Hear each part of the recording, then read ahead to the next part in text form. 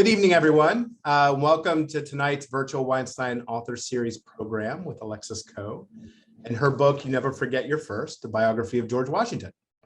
My name is Scott Dodson, and I'm the Executive Director of the Library of Virginia Foundation. I want to thank you all for joining us for this final Weinstein Series lecture for 2021. For those of you that have attended many of these, you'll please forgive me for another round of my housekeeping notes. Tonight's program is made possible thanks to the generous support through the Carole Weinstein Endowment for Virginia Authors. We're so very grateful for the Weinsteins for their support of the library in this program. Thank you. Thank you, Carole. While the library is a state agency, much of its work, especially in the areas of education, historic preservation, and literary program like this evening's, would not be possible without generous support from people like you. I please encourage you to support this work by going to www.lva.virginia.gov/donate. I thank you in advance for considering to support us. If you would like to order a limited signed copy of today's book or other great items and gifts, please visit the Virginia Shop website at thevirginiashop.org. There are many items in the shop. I encourage you. It is great for the holiday season. If you don't want to stop by the library and check it out, please go to the website, thevirginiashop.org. We are currently working on the 2022 Carole Weinstein Author Series. We look forward to announcing those programs shortly after the first of the year. And just as a reminder, at the end of the program today, Ms. Coe will answer your questions. Feel free to type them in the comment box or the question box during the program, and we'll do our best to gather them for the end of the program. With that, please let me introduce library supporter, former board member, lover of poetry, and all-around amazing person, Carole Weinstein, who will introduce tonight's author. Carole? Thank you, Scott. I am Carole Weinstein, and you are about to have a wonderful time listening to Alexis Coe describe the real George Washington, not the romanticized version of the iconic American hero, but George Washington, both hero and human, with all his contradictions, which goes a bit of the way to explaining the wonderful title of Coe's biography, You Never Forget Your First. And probably you've idealized that too, whatever it was. You should also know that Coe is only the third woman to write a complete Washington biography. And even more important, the first in 40 years.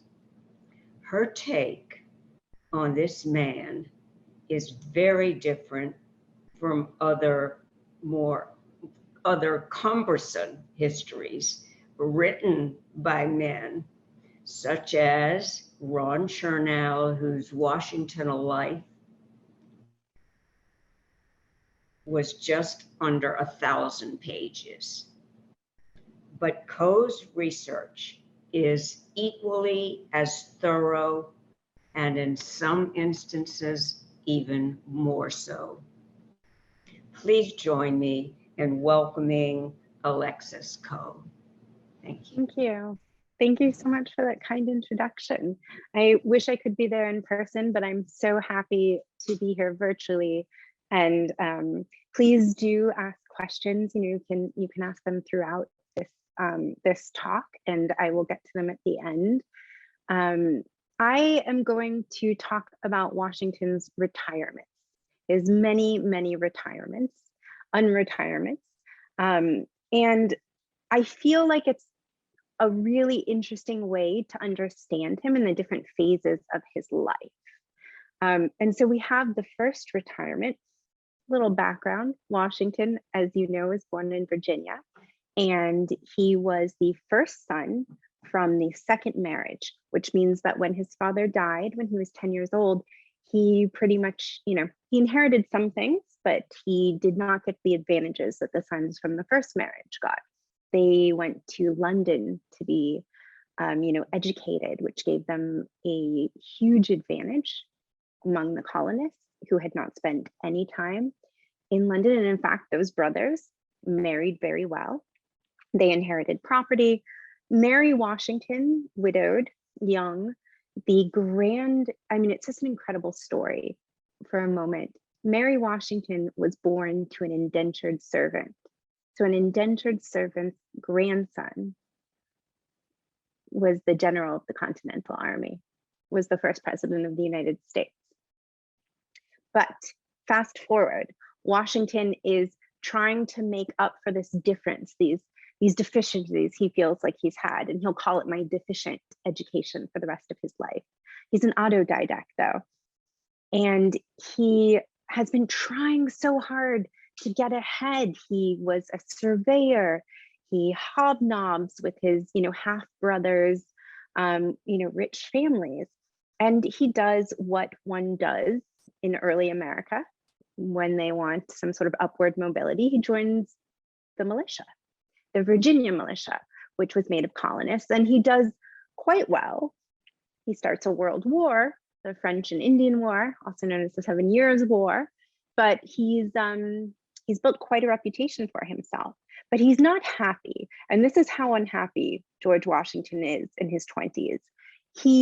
When he starts this, war, he writes a letter to inform his boss that he's assassinated a French diplomat, but he doesn't get to that until a few pages in, because he spends the first few pages complaining about his wages. It's just incredible. So he's a young man, and he's eager to get ahead. He wants to make money, but the British have a way of denying colonists, even when they have, fulfilled what they feel like the expectations were. So no matter what, if Washington was, ranked above someone born in London who came to the colonies to fight in these wars, to, find their fortune, a 16-year-old kid could boss him around. It didn't matter. As long as they were British, they would always be prioritized. And so Washington, after a while, realizes this is not his meal ticket. And along the way, he's tried to form some others. So he's a surveyor, which works very well with his personality and his love of land.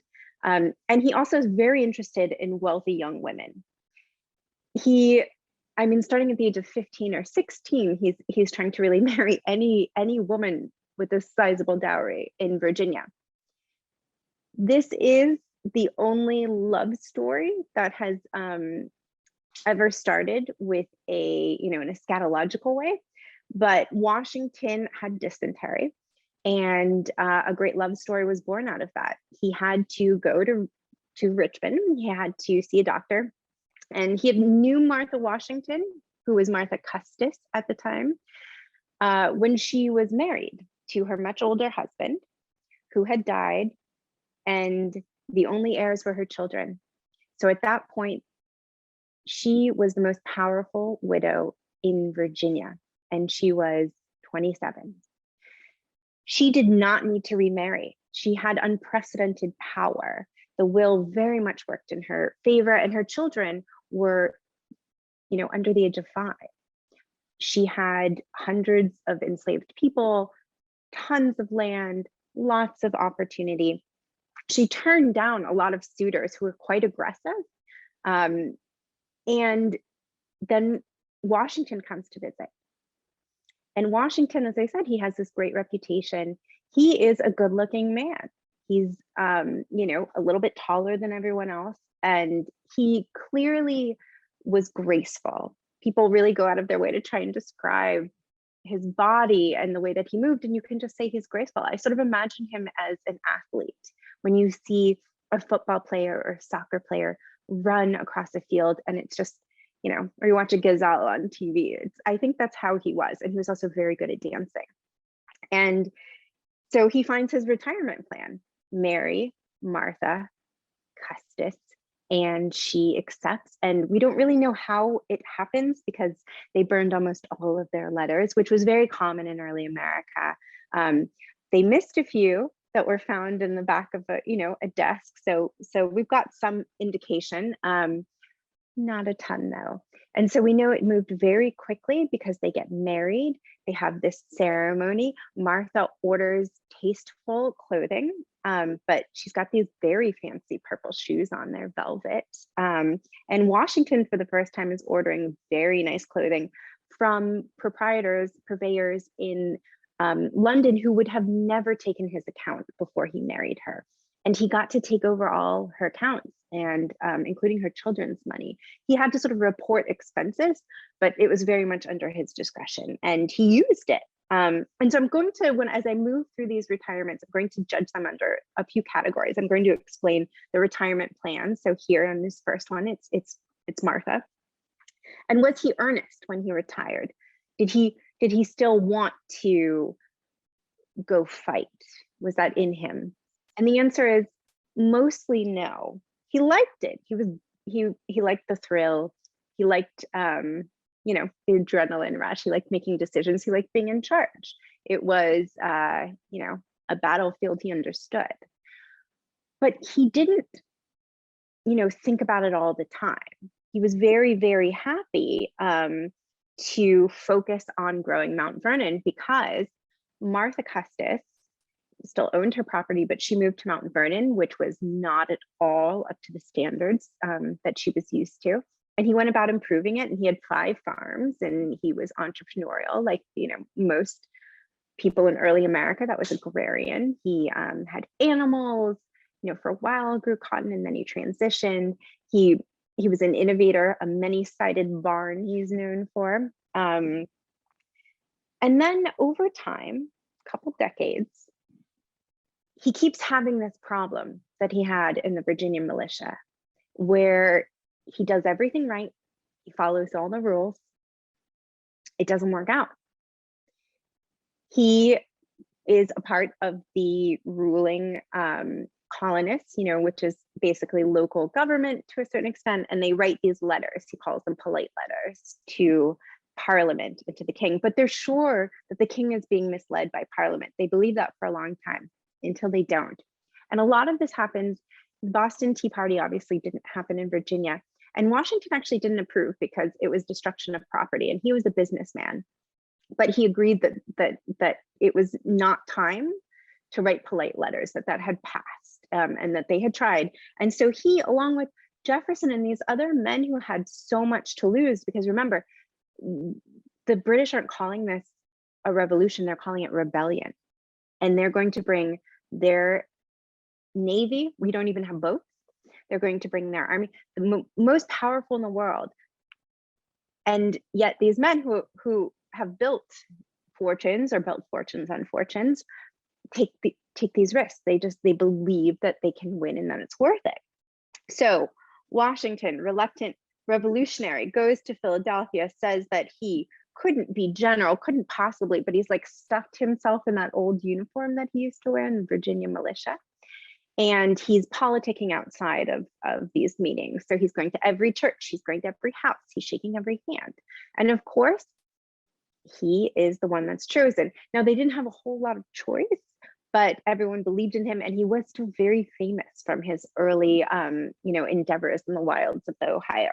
So this is a change. He's ready to get back in, but remember, he read he led an infantry, he led the Virginia militia, and now he's in charge of an entire army, an army that's been fighting, by the way, for almost a full year. Lexington and Concord is now a long time ago by the time Washington shows up in Boston and gets them all inoculated.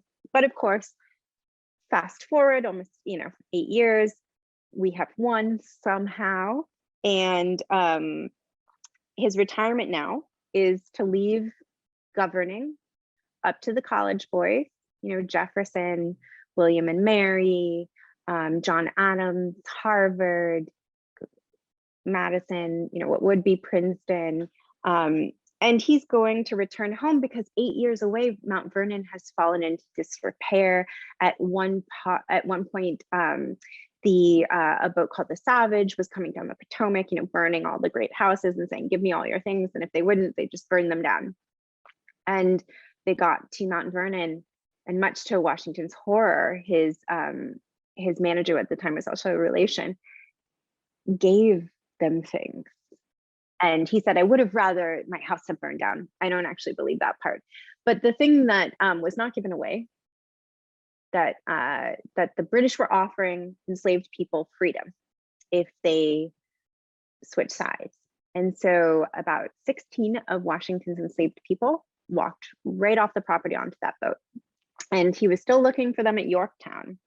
So is he earnest here when he retires, when he gives up power? Absolutely. I think he really, really was. He was upset about Mount Vernon. He was not happy with the money situation. Everything had been mismanaged. Rents hadn't been collected. I pity the fool who worked for Washington or his mother. They were exacting managers, very difficult. And also Martha, a homebody, the definition of a homebody, you know, who had not really left Virginia before the war and didn't plan on later. She was not going to leave. And there was another issue. Both her children had died by this point. They predeceased her, and she was going to raise 2 out of the 4 grandchildren. I never understand how they were divided. 2 went to go live with their mother, who they had a very good relationship with, the Washingtons, and 2 came home with the Washingtons, and they started again, and they made the same mistakes. Although in their defense, this generation, the generation, you know, after the founders, with the exception of Quincy, John Quincy Adams, they're all sort of a ne'er-do-well generation. And so he is focused on raising these kids. Washington, the father of our country, had no biological children, was probably sterile, but he was very involved with raising children and grandchildren and nieces and nephews. But he's so involved that, so Jackie was his son, and then Washington, named after Washington, is his grandson, and he's like sending almost identical letters to them.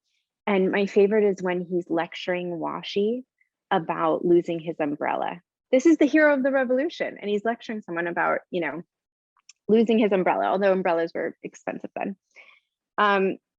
He also was an international celebrity, possibly the first, because when Washington gave up power, everyone was surprised.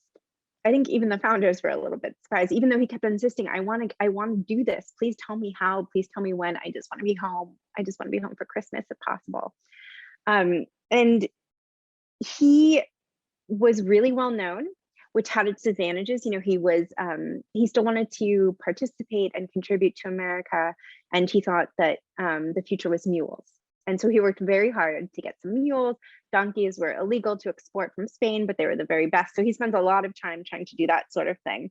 The only downfall was that Congress waived postage to Mount Vernon. So he started to just get so many letters, and he had to hire someone at his own expense, who it ended up working out. He married, you know, a beloved niece. It's wonderful for him, but he builds a staircase so he can, you know, go through the back way. I mean, this is not his bag. He's satisfied. That's what's really interesting about him.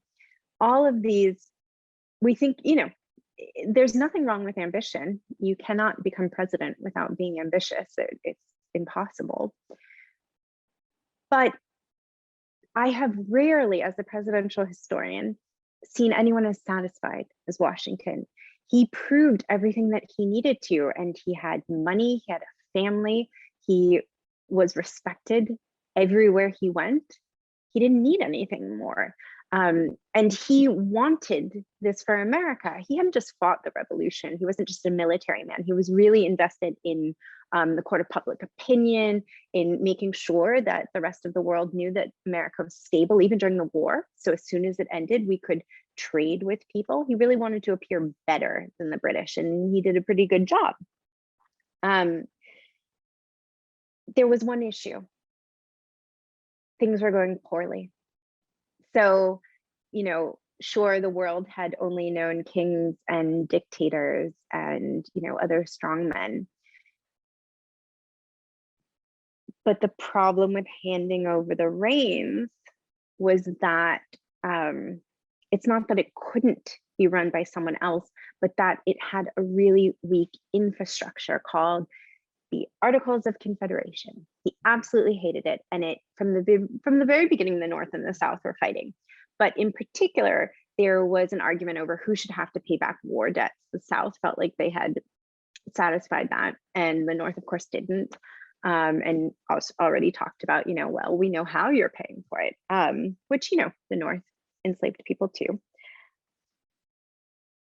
The thing was, everyone kept writing him these letters. All of his old buddies, all those founders, kept writing him letters saying, we can't collect taxes. People aren't treating the loyalists well. This was very much America's first civil war, as people increasingly are calling it, which is an excellent way to think about it. It was bloodied. It was not, there was no unity except when it came to Washington. Even a lot of the loyalists liked him.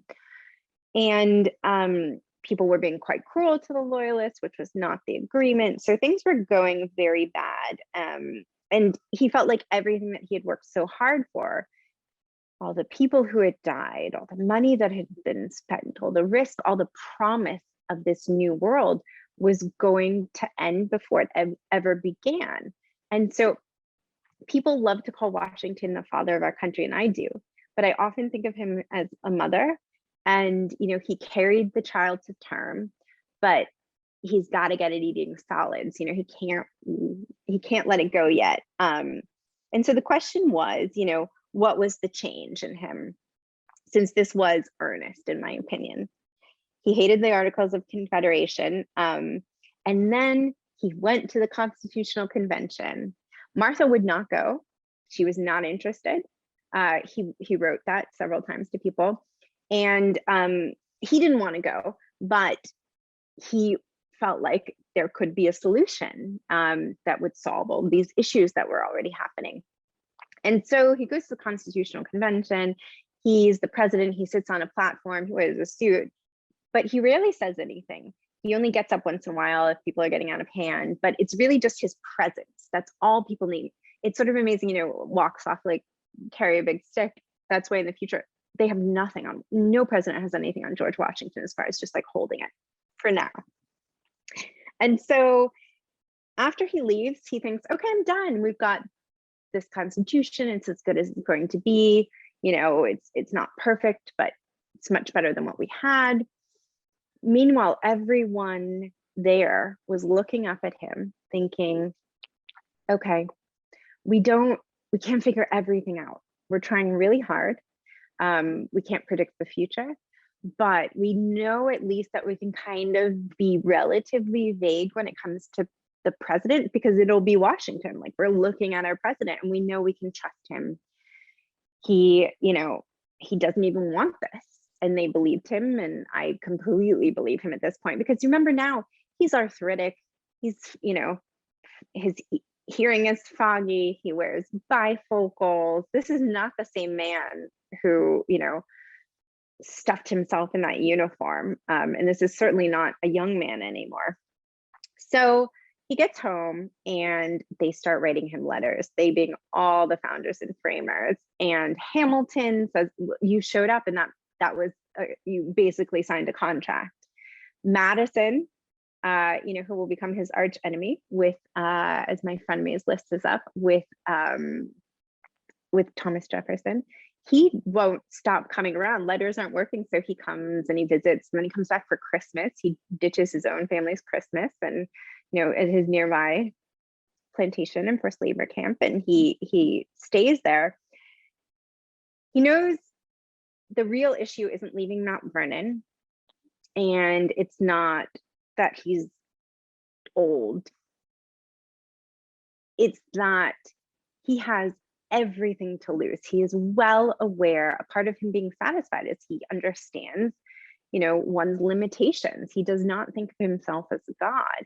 And he's worried that he doesn't really know how to govern in that way, even though, when you're at that level in the military, you're not really, I don't really talk about the battles that much. I have lists of them, but I don't really talk about them because every other book does. And because he's not present for all of them. People love to start books about Washington with like Lexington, Concord.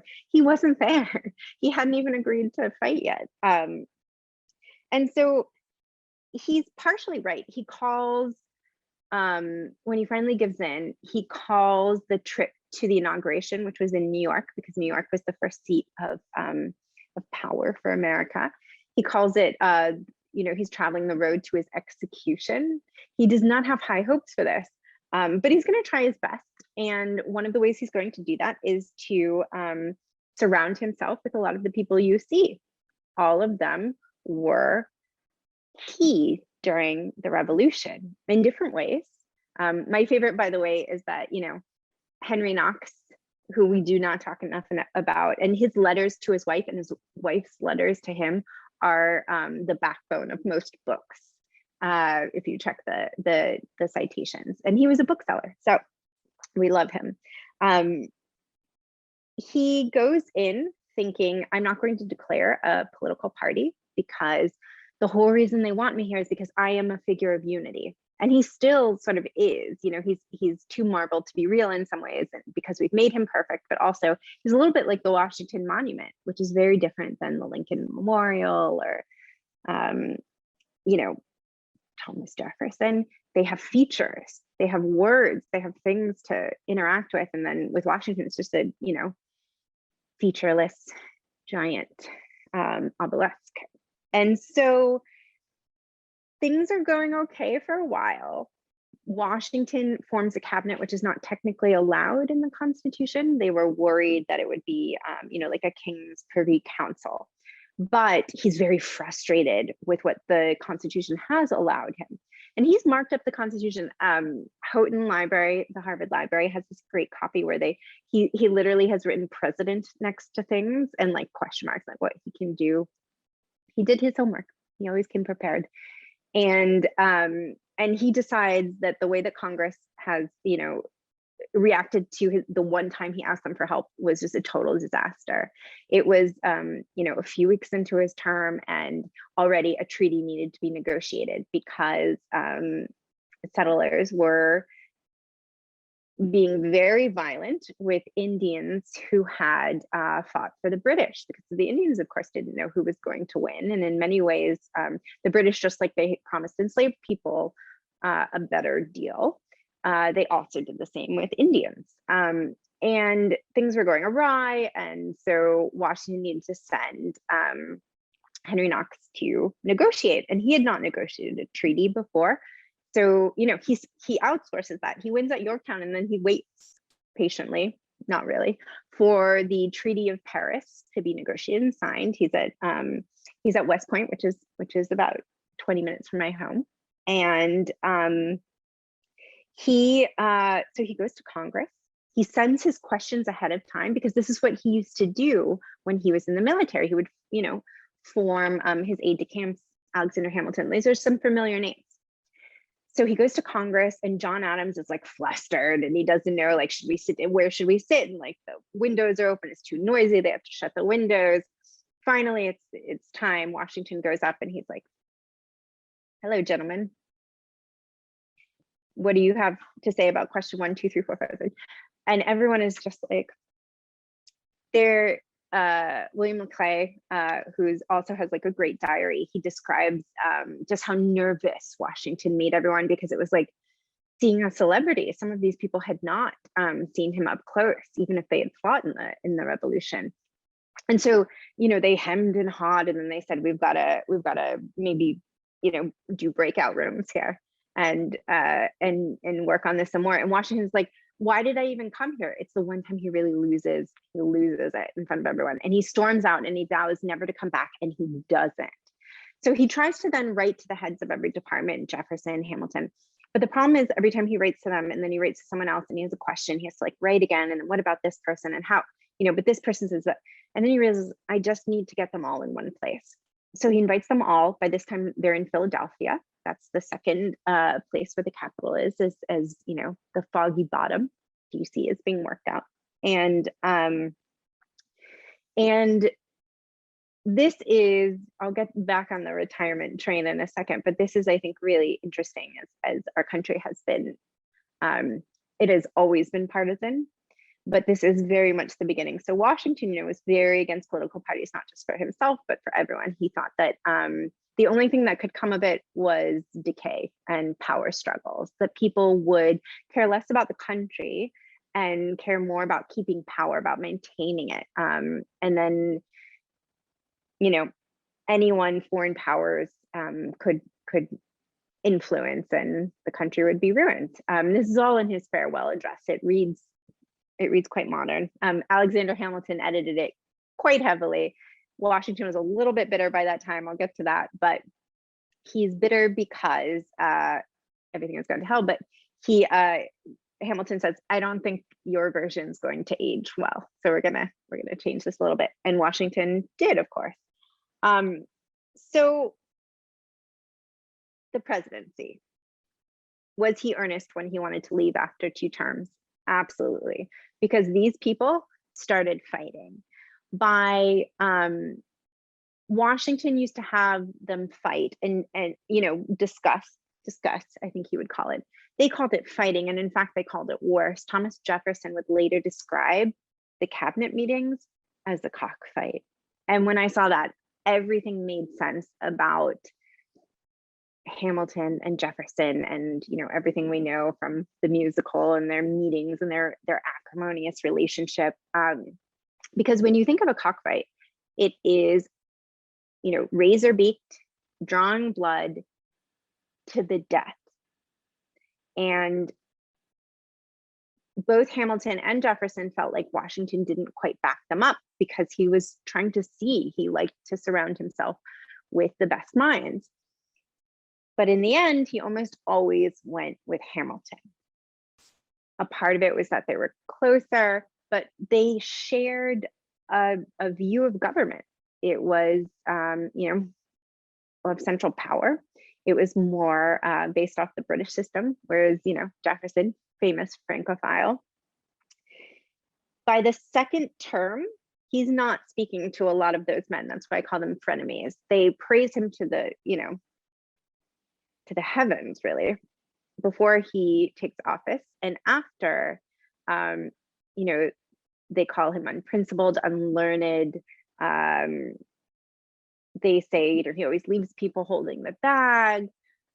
Thomas Paine writes this open letter, which is just, he says that, people will have to decide whether you're an apostate, whether you were ever real, you're treacherous in friendship and in, in public life. He just goes on and on, because Thomas Paine is really bitter. He basically revolution hops a little bit like Lafayette, and he went to France and is in a French jail, and Washington wants to see neutral. And so he doesn't help his buddy get out. And Thomas Paine is upset about that. So is this earnest? Absolutely. He wanted to leave, and also leave before he died, because at this point he's up there in age, and he is afraid that if he serves more than 2 terms, this is not in the Constitution, term limits weren't in there. If he serves more than 2 terms, he might die in office, and then maybe they'll think Washi should take over. It might seem awful king-like. And so he retires, he gives up power. He's not even talking to Madison. He's not talking to Jefferson. He won't reconcile with them. He'll in fact be still very upset at them, and upset at some news he learns the night before, he falls ill and then dies. He wants to get out, and I'm just happy that he died before Thomas Jefferson was elected president. He did not even take the smallest, Madison and Monroe, as they continued to progress, he was not happy about it. So Martha also is totally miserable. She's happy to be back in Mount Vernon. She kept saying that a younger woman would be happier in this role. I don't think that our arrangement, meaning her in Washington, is always as it should be. It's certainly not what I signed up for. He goes and travels a lot. He's sort of enjoying it, at least at first. And of course, she has to be out of the South. She just feels like the whole thing is too northern, too urbane. She wants to go back to Mount Vernon and just live the rest of her life as she, thought it. It's really a wild ride. Washington keeps moving the goalposts, and she's really trying. She's really, really trying. So he heads home, and he dies before he can finish his to-do list. And his death is really interesting to me. I guess we could call it the 4th retirement. he has just days. He falls ill because he needs to go out and ride and see every farm, no matter the weather. And he is going out in terrible weather. He gets sick. And instead of, on his ride, and he comes back and he doesn't want to be late for a meal. And so he wears wet clothes to the meal with Martha. And he, by that night, is starting to get really hoarse. Tobias Lear, who marries Fanny, the beloved niece, and was his, secretary, is with him this whole time, is reading the paper, and Madison and Jefferson come up, and Washington starts getting very upset. And Martha says, "I'm done. I'm going to bed." Lear says, "Calm down, please." He does not. Washington, as he lived, he goes pretty hard. It's days of being bled past what the doctors think is reasonable. He kept saying, "Bleed me, bleed me." Everyone tortures him in every which way. The worst thing that could happen to you in early America is for a doctor to be called, doctor / butcher / whatever. And Spanish flies are applied. Even Martha sort of gets involved, and she has him drink this tea, and it's very thick with like molasses and other things that are, in theory supposed to help, but he practically chokes. She has to leave the room because it's just so stressful. The doctors can't even believe it. It's quite a show. Everyone wants it to be over by the end, including Washington. He in fact says, "I die hard." And before he dies, he tells Martha to bring him his wills, plural. It's unclear if she knew that there were two. They had made one with a lawyer, as one should, years before. And then the summer, mere months before Washington dies, he writes his own. It's very careful. It's very neat. He had wonderful penmanship. Really, I just can't explain as a historian how beautiful this is.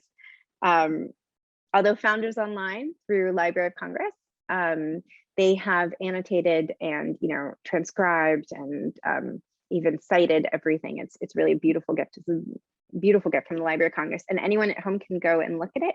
All the founders are on there, and Abigail Adams, because she spilled the tea. So he, in his second will, he emancipates 123 people, his enslaved community. And this is something that the Marquis de Lafayette had been trying to get him to do for, since they met during the war.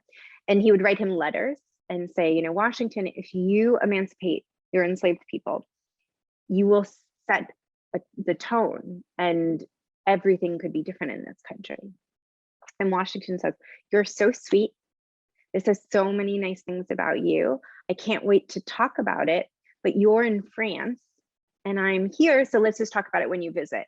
Of course, that took many years in between visits, and nothing ever came of it. Lafayette proposed at one point sort of basically tenant farming. Other things, he even, offered to go and have seeds on it. What we learn in this will as well is that Washington was one of the wealthiest men in America. The guy had to take out a loan to get to that inauguration that he called the path to my, execution. He was, cash poor and land rich, like a lot of Virginians from that time. But remember, he doesn't have biological heirs, and the Custis's, Martha's first husband, were quite wealthy, and they still have that wealth, and even more people on Mount Vernon enslaved by her and her heirs. So he didn't really have to leave anyone anything. But he wanted to die in a certain way, and he has this circulated, this will. And so the next day, and Martha, by the way, we don't know if she knows about this will. She's just told to burn the other one. We don't know if she knows what's in it, but she learns very soon. The next day, William Lee, who was quite famous at that time, he was Washington's right-hand man, had been crippled in his service, and he walks free. And the other people learn. Of course, most of them can't read, and that's very important to regulating an enslaved population. But word gets back to them about the will, and Martha. Washington put Martha in a bad position. He knew she wouldn't, on her own accord, emancipate them. He gave her the option that they would be emancipated at her will, or upon her death. And everyone thought death, definitely. There is absolutely nothing to indicate that Martha Washington would emancipate anyone. She writes letters saying, Blacks are so bad in their character. She doesn't understand why Ona Judge is upset about being given away as a wedding present. And so there was just no chance, except she begins to worry about her life. And her life at this point is pretty depressing. She has all these visitors coming. She doesn't want to talk to anyone. She doesn't even attend the funeral because her service is done. It's sort of hard to avoid, though. They shot cannons from the Potomac. All sorts of people came. There were horses. There was a band. He was buried on site. And she writes to Bushrod Washington, who's in the Supreme Court, Washington's nephew, who will give away his papers just like candy to friends. It's really terrible. It's taken forever to even get some of them back. That she's really concerned, that she's like living in fear for her life.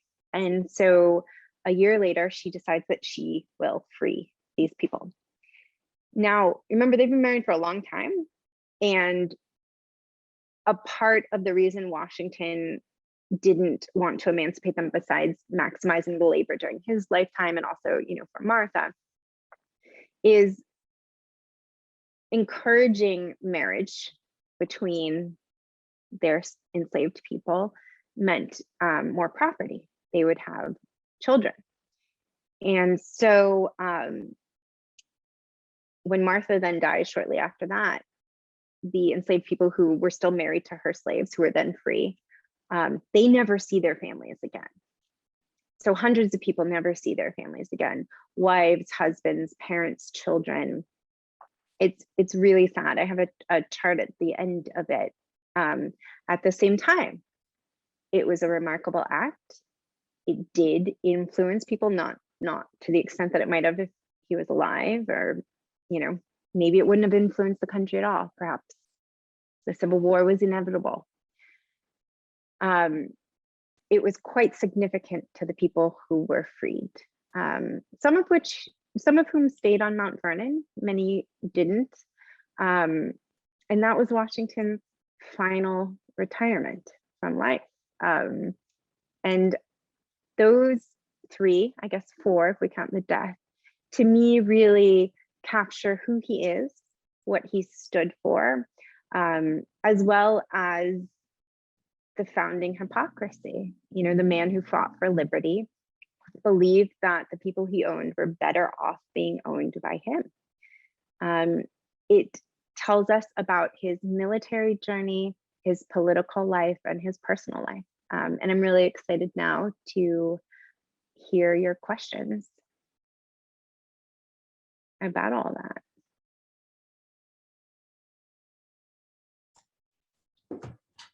Thank you so much for all of that.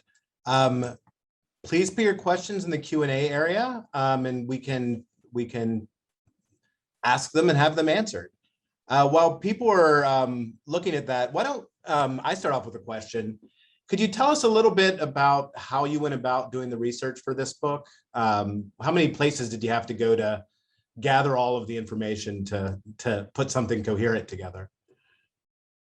It's interesting, people often say, oh, early America is so difficult. And it is, to a certain extent, particularly with Washington. If you're studying someone like Hamilton, who writes in such a modern way and who is so emotional and shares everything and loses his temper, maybe it's different.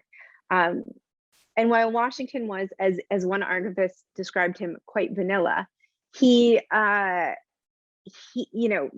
all of the founders have all their papers online.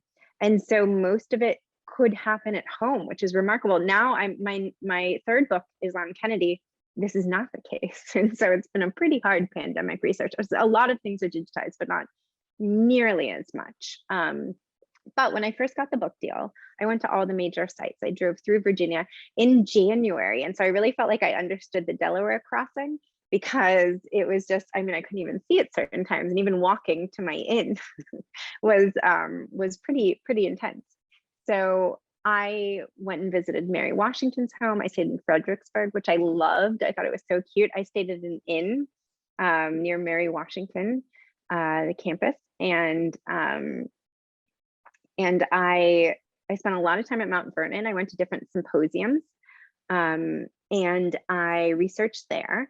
I met people, I talked to people. Mary V. Thompson, a sort of living legend there, who has worked there for, I think, 40 years, and has created the position really of researcher there. And no one who's ever written a book on Washington, like in this lifetime, has not used her work. It's really incredible. And I was in constant correspondence with her. And I befriended several people who work at the Washington papers at UVA. One who has a wonderful podcast called Your Most Obedient Servant. Her name is Katie Gerhard, and it's really, really fun. It is letters, which she just talks about with other experts, you know, and she used to work at Monticello, so she'll call people from Monticello. And the other person was a series editor, and people are always surprised at this, but a man named Bill, and I hired him as a fact checker. I liked corresponding with him so much, and he helped me really understand some of the things. I kept finding all these things that Ron Chernow had not actually seen or sourced correctly or even existed. And I would write him, and he would confirm it along with Mary V. Thompson at Mount Vernon and other people, but he was the main person. And I just loved him. And so I hired him as a fact checker. And then I was a producer on the Washington series for the History Channel with Doris Kearns Goodwin. And I hired him to fact check that too. And he's still I love them. I love him and his wife. They made us our first masks during the pandemic. So these relationships, you know, they go on forever. But I really, early America is funny. I mean, you've sort of seen it play out with the 1619. There are certainly different camps, but the people who I've named are incredible, and I think I'll probably be close to them for the rest of my life. Oh, that's great. Speaking of, since you alluded to it, what kind of feedback or what kind of thoughts have you gotten from maybe some of the authors that did more traditional biographies about Washington, or have you gotten any? Not to my face. I have. I mean, it was really successful. It was everywhere, which was, you know, of course, really nice for 3 weeks, and then the pandemic happened. So I had this you know, made the bestseller list, and it was this whirlwind. And then I was told to stay home for the weekend, and then that turned into the rest of the year. So then it was all over. But it was really fortunate. And what was incredible about the feedback is I had these really lofty goals. I wanted people who knew a lot about Washington to feel like it was a different presentation, like it was nuanced in ways that they hadn't understood, that there were different presentations of certain people and different sources used, because people tend to quote the same sentences from the same letters. And so I really worked hard on that. But I also wanted people who would never read a book about George Washington, don't like presidential history, and don't think it's for them. I really wanted them to be engaged with it, because the president matters in this country. We cannot ignore the presidency. We can't ignore the founders, and we certainly can't ignore Washington. And so that was a great success, and I felt very good about that. Of course, there are a lot of people who, not a lot, but there's a very small group of people, the same people who hate the 1619 project, but also in general don't think that these issues should be spoken about in more than a chapter or here or there, which, by the way, would be intellectually disingenuous if I did that, because the job of a biographer is to present the person's life. And if I look at what Washington cared about in a day based on his letters, kind of equal for slavery and Mount Vernon, and which, you know, is completely run by hundreds of people and their labor, and politics, and, you know, even during the revolution, he was still very involved in it. And so it's our job to present it, and Washington can't be canceled. So there's nothing to worry about. If you cancel him, you cancel the country. He is the key to the founding hypocrisy, but not everyone feels that way. They feel like it should be a chapter, it should be this, it should be that. So basically they would sort of exaggerate, like on Twitter, and say, you know, I hate him or something. And I don't know how you could spend years with someone who you hate. I spent so many years with him. That would be a really sad existence. And it's really, you know, they would sort of say things that weren't accurate. So I didn't feel that bad. They would say, oh, she didn't talk about this. And then someone would come in, some earnest good soul would say, oh no, she did on page 75. I would sort of see it play out before I would block or mute them. So I would say it's a small group, but I think what is more important is that the book, in addition to my goals, something that I didn't know was that families would co-read them. And so over the last year or two, where it has been difficult to talk about certain things in this country, families have started book groups.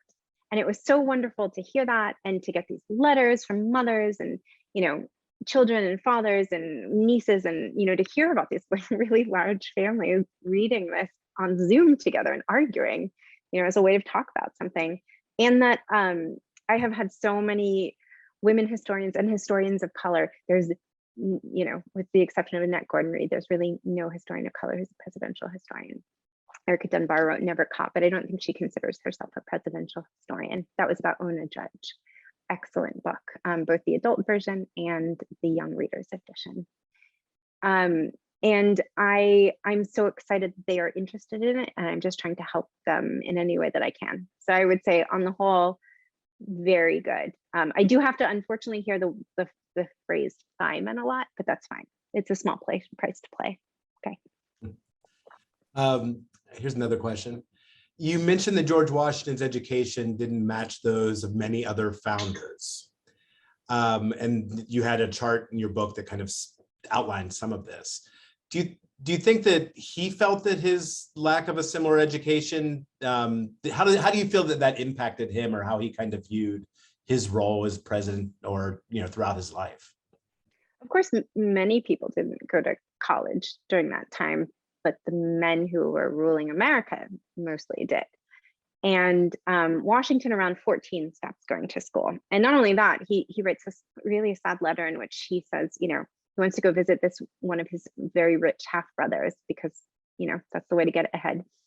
And he can't afford to feed his horse. You remember, he's now the head of the household. He was at the age of 10 because he was the eldest son. And things are just really poor. If you have to think about, he can't feed his horse, what's going on with the enslaved people who live on the property? What about his younger brothers and sisters? It sounded quite dire. His mother was trying very hard to keep what she could for the children. If she had remarried, it might have sacrificed some of their wealth. And so he, at the same time, as I said, he's an autodidact. So even when he's going to be the general of the Continental Army, and he's wearing, he hasn't served in quite a long time, since the Virginia militia, as he's writing out, he buys all these books on like how to military. And so he really tried to fill in gaps, and he loved to read. He loved the theater, he loved plays, Cato is your life isn't yours when your country depends on it.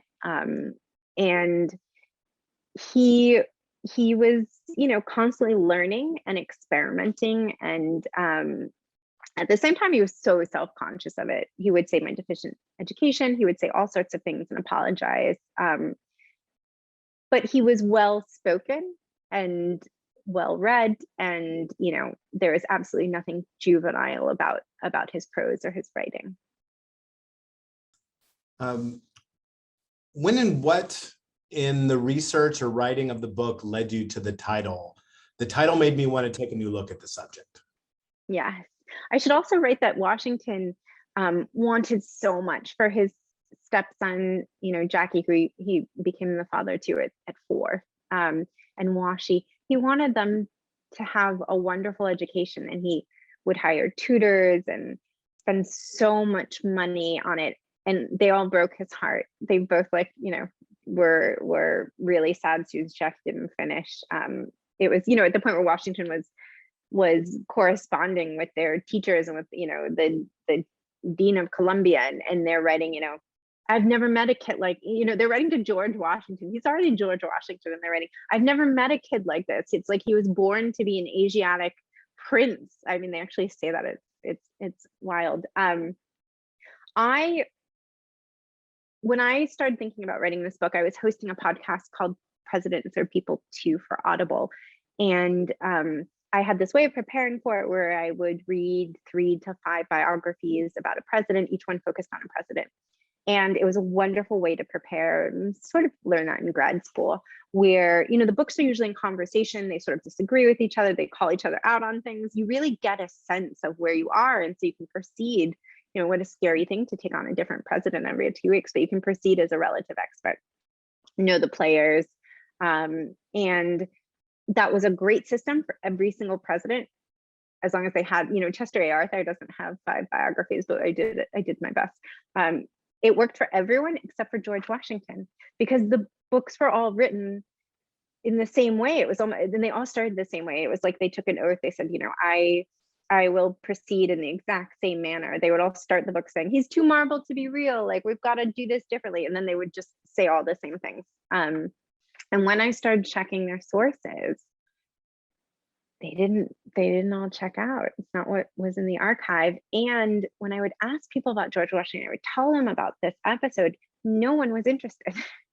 Like the least amount of interest of everyone. And that made me so sad, because again, he's fundamental to our nation. And I would ask them what they knew about him, and they would say the wooden teeth, cherry tree story.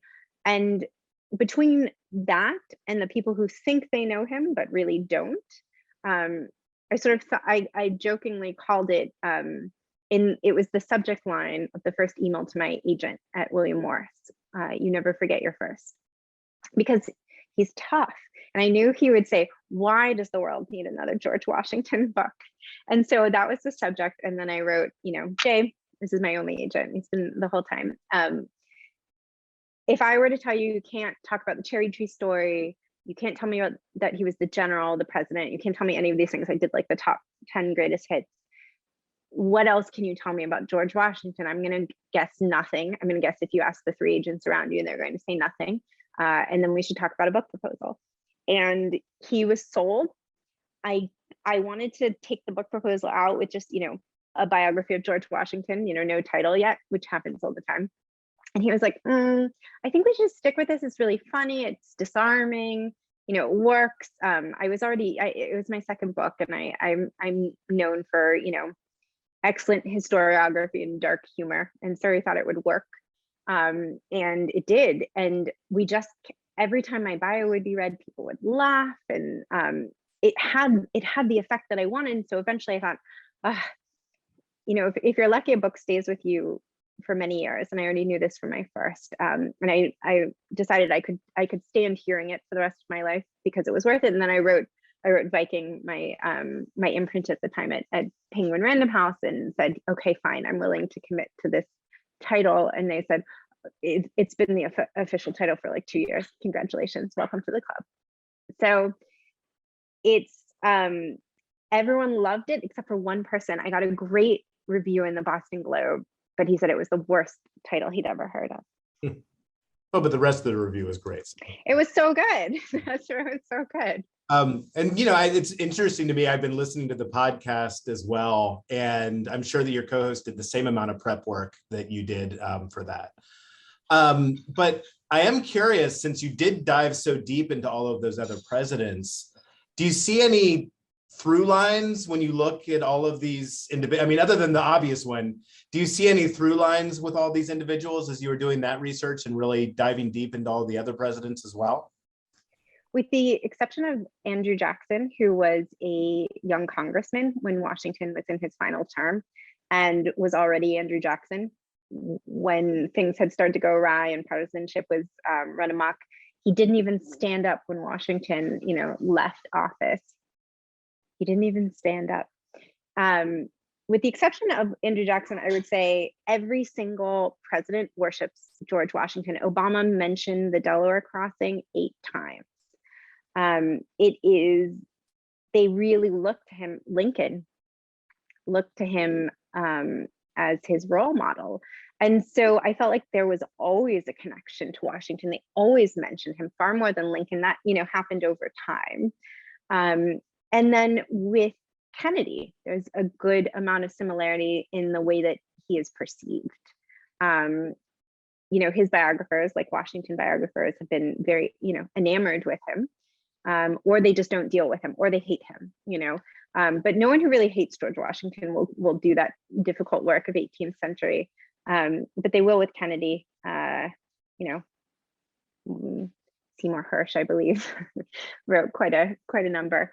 And so I do feel like there are connections, but I think my early, my first job out of grad school was as a curator in the exhibitions department of the New York Public Library. And I would work on exhibitions with, you know, one of the greatest, you know, I'm not saying the Library of Virginia is excellent, Library of Virginia Foundation, they are all wonderful, but the Library of Congress is, the New York Library of Congress is my second favorite. The New York Public Library is the People's Palace, it's our collective memory, and it has everything from cuneiforms to, you know, Bronte's slippers to the New Yorker, you know, archives. And so with every exhibition, I would have to make all these connections that were seemingly, you know,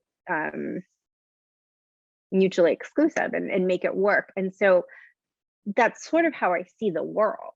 It's very difficult for me not to constantly be looking for threads and making connections and, you know, talking about it to, you know, the chagrin of my family. Well, I encourage you to come to Richmond and come visit the Library of Virginia, and we can, I think you'd be surprised about the amount of things in the collection. There's over 130 million items here, but I'm sure— I'm always surprised. I'm always surprised. I'm sure it's very different than the New York Public Library. I'm going to leave you with one last question. I'm sure we're just now at our hour mark. Was there anything that you learned about Washington or anyone else that you researched in the writing of the book that you left out? Anything of interesting that you just couldn't find a place to fit? Do you remember there was, I think just about every member of Congress used this quote in the last, you know, year and a half. It's a republic if you can keep it. And the story that they all told, an iteration of it, was that Ben Franklin was coming out of, you know, Philadelphia, and he's coming out of a meeting, and that's what he said. He sort of announced it to the people. But actually, it happened in a salon, in Elizabeth Willing Powell's salon in Philadelphia. She was married to the last, loyalist governor and the first patriot governor. She was the daughter. I mean, it just goes on and on and on. Mayors, all these people. And she is the best writer, and she's so much fun. I quoted as many of her letters as I could. She talks Washington into serving for a second term, and she tells him, "You don't know what you want. You don't know what makes you happy. We all know this about you. I'm the only one who's going to say it." And she goes on, and she's far more articulate and fun than that.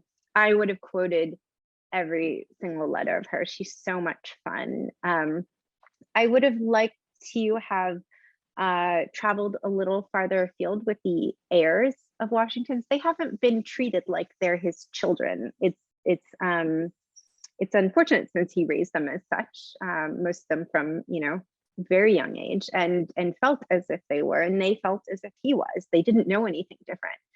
So I would have liked to have continued that story a little bit, but I was told very firmly that was of no interest by editors, and that has changed. That's one of the things that I really feel proud of. Cassandra Good, who wrote a great book called Founding Frenchdoms, which is an academic press book, has sold a book on the Custis heirs to a trade press, and so I'm really excited about that too. Well, that's really great. Well, thank you so much for being with us tonight. I hope that everybody that has joined us out in the virtual world has enjoyed this evening as well. Really enjoyed it. It's a fantastic book. I have the hard copy. I've listened to it on Audible. I've started digging into the podcast. So really just a lot of phenomenal stuff out there. So thank you so much for joining us tonight. Thank you again to Carole Weinstein for supporting this series. Thank you so much. And again, I encourage anyone, please, to check out the library's website. And if you do feel like making a contribution to support work like this, please visit lva.virginia.gov/donate. I thank you in advance for considering it. And hopefully soon we'll be able to announce the 2022 season as well. So thanks so much again. Can't wait till you come down to the Library of Virginia and have the tour and go into our special collections. That'll be fun too. So everybody have a wonderful evening, and we look forward to seeing you soon. Thanks so much. Thank you. It's an honor.